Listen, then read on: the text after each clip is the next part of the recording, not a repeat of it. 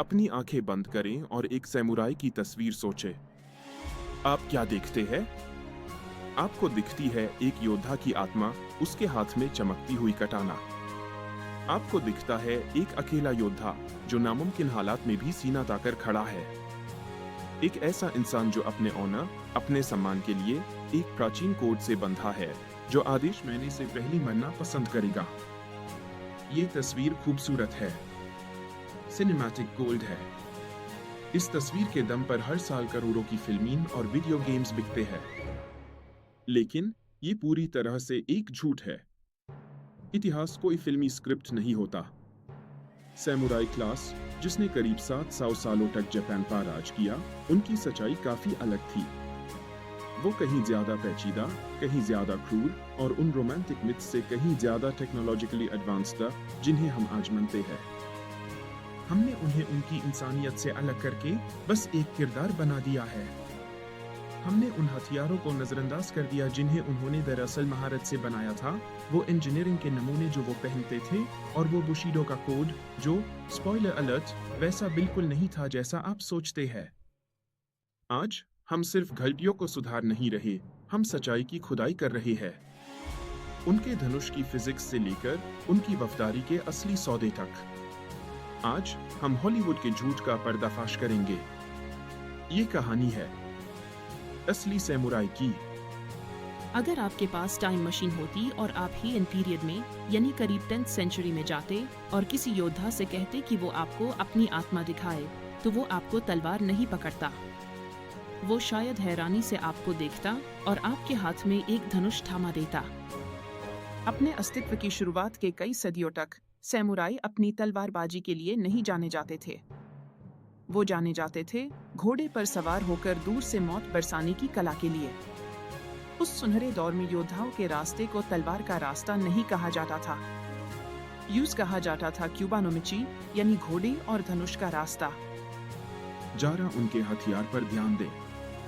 जापानी लॉन्गबो या Yumi engineering का एक अद्भुत नमूना है। 2 मीटर से भी लंबा, ये इंग्लिश लॉन्गबो से भी बड़ा होता है। लेकिन इसके आकार को देखिए, ये एसिमेट्रिकल है, यानी इसकी पकड़ बीच में नहीं बल्कि नीचे की तरफ होती है। ये कोई डिजाइन का शौक नहीं था, ये एक जरूरत थी। इतना बड़ा और ताकतवर धनुष घोड़े पर बैठकर चलना नामुमकिन होता, उसका निचला हिस्सा घोड़े की गर्दन पर लगता। इसलिए जापानी इंजीनियर्स ने ग्रिप को नीचे करके सैमुराई को ये ताकत दी कि वो घोड़े पर सवार होकर भी किसी भी दिशा में तीर चला सके। और तलवार, वो मशहूर कटाना। सैमुराई इतिहास के ज्यादातर हिस्से में तलवार सिर्फ एक बैकअप वेपन थी। जैसे आज के सोल्जर के पास राइफल के साथ एक पिस्तौल होती है। तलवार का इस्तेमाल तब होता था जब तीर खत्म हो जाए, भला टूट जाए या दुश्मन हद से ज्यादा करीब आ जाए। यूमी से ऊपर कटाना का गुणगान करना सैमुराई की रणनीति की समझ न होने के बराबर है। वो ड्यूल लड़ने वाले तलवारबाज नहीं थे, वो चलती फिरती आर्टिलरी यूनिट्स था। धनुष उनकी ताकत थी, तलवार बस आखिरी सहारा।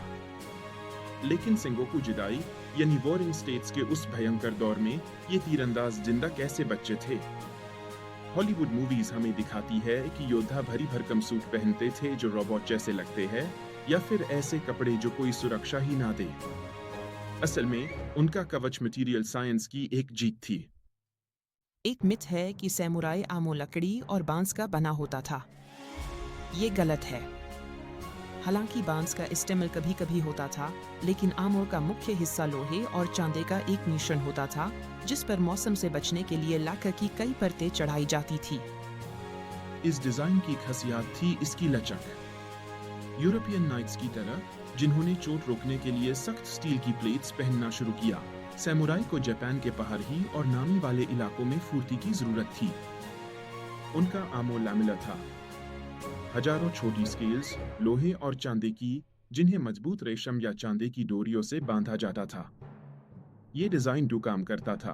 पहला, ये तीरों की रफ्तार को रोकने में बेहतरीन था, और दूसरा, इसे योद्धा आसानी से हिल सकता था। पूरा आमो पहनकर भी एक सैमुराई दीवार फाड़ सकता था, भरी धनुष खींच सकता था और जमीन पर कुश्ती लड़ सकता था। और फिर वो चेहरा, मिनपो। वो डरावने लोहे के मास्क, उनके बिखरे दांत और घोड़े के बालों वाली मूछें, इनका मकसद दुश्मन के दिल में खौफ पैदा करना जरूर था। किसी राक्षस की आंखों में देखने से डर लगता है, लेकिन ये सिर्फ दिखावा नहीं था। भरी कबूतर हेलमेट को संभालने के लिए एक बैलेंस की जरूरत थी।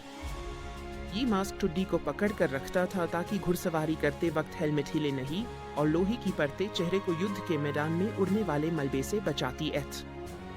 ये फैशन नहीं था, ये कला नहीं थी, ये हाई कॉन्सेप्ट इंजीनियरिंग थी, एक ऐसी दुनिया में जिंदा रहने के लिए जहां मौत किसी भी दिशा से आ सकती थी।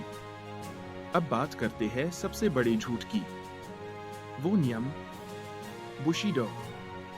हमें बताया गया है कि हजारों सालों तक सैमुराई ने वफादारी और सम्मान के एक सख्त नैतिक कोड का पालन किया। एक ऐसा कोड जहां योद्धा अपमान से बेहतर मौत को चुनता था और बिना सवाल किए अपने मलिक की सेवा करता था। इतिहास का कड़वा सच ये है, जब सैमुराई अपनी ताकत के शिखर पाता, तब बुशिडो, जैसा हम आज जानते हैं, वैसा एग्जिस्ट ही नहीं करता था। सेंगोकू के खूनी दौर में धोखा देना कोई अपवाद नहीं, बल्कि एक आम बात थी। ये इतना आम था कि इसके लिए एक अलग शब्द भी था, गेकोकुजो, यानी निचले स्तर के लोगों का ऊपर वालों को कुचल देना। वफादारी बस एक सौदा थी। अगर किसी वॉरलॉर्ड की हार दिख रही हो या वो अपने लोगों को पैसा ना दे पाए, तो उसके सैमुराई जीतने वाले की तरफ चले जाते थे, अपनी जमीन और परिवार को बचाने के लिए। वो अंधे भक्त नहीं थे, वो प्रैग्मेटिक सर्वाइवर्स था। तो फिर ये योद्धा का रास्ता वाला रोमांटिक ख्याल कहाँ से आया? ये आया शांति से। बुशिडो के ज्यादातर नियम एडो पीरियड में लिखे गए, जब पेड युद्ध खत्म हो चुके थे। शोगन ने सैमुराई को सिपाहियों से बादल कर अफसर और प्रशासक बना दिया था। वो अब घोड़े पर नहीं, डेस्क पर बैठते थे। उन्हें अपने अस्तित्व को सही साबित करने के लिए एक फिलॉसफी चाहिए थी। इसलिए उन्होंने अपने अतीत को रोमांटिसाइज किया और शिवलरी का एक ऐसा कोड बनाया जिस पर उनके दादा परदादा शायद हेस्ट। और वो मशहूर किताब Bushido, the soul of Japan, जिसने दुनिया को इस शब्द से मिलाया, वो 12th सेंचुरी में नहीं लिखी गई थी। वो लिखी गई थी 1899 में, पेंसिल्वेनिया में, अंग्रेजी भाषा में। वो पश्चिमी दुनिया के लिए लिखी गई थी ताकि जापान दुनिया के मंच पर सभ्य और महान दिखे। ये प्राचीन कोड असल में एक आधुनिक आविष्कार है, एक ऐसे योद्धा वर्ग की काल्पनिक कहानी जो असल जिंदगी में बेहद इंसानी था। क्या ये सब जानने के बाद सैमुराई का रुतबा कम हो जाता है? मेरा मानना है कि इसे वो और भी दिलचस्प बन जाते हैं। वो कोई जादुई नियमों से बंधे सुपर हीरो नहीं थे, वो इंसान थे।